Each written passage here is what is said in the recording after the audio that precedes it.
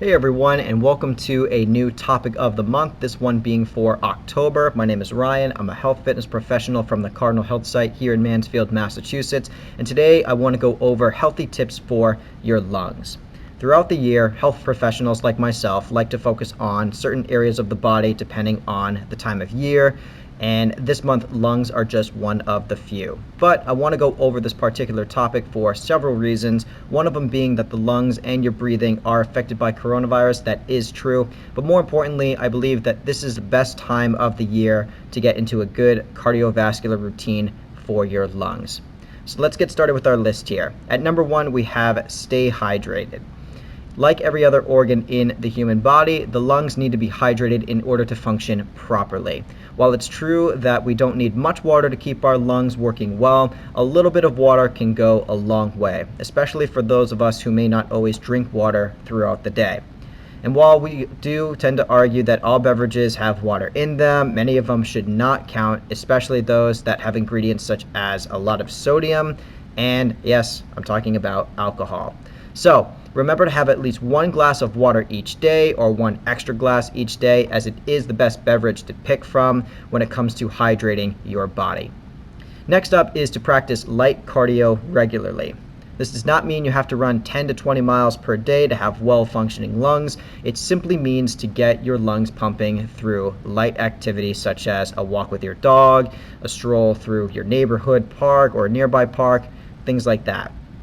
October is a great time to get into this habit due to the cooler outdoor temperatures, which has been statistically proven that cooler weather tends to be much better for your lungs than trying to go out for a run on a hot summer day.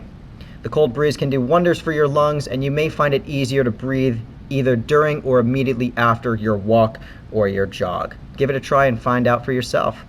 Next up is diaphragmatic breathing.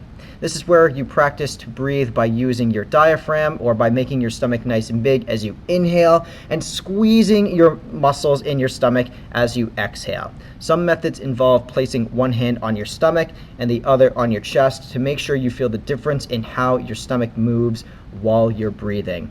It's also to make sure you don't move your chest too much when you breathe, which is exactly what a lot of adults do throughout the day, especially as we get older. So make sure you're breathing using your stomach, not your chest, as it makes the lungs' job much easier and more efficient to take in oxygen.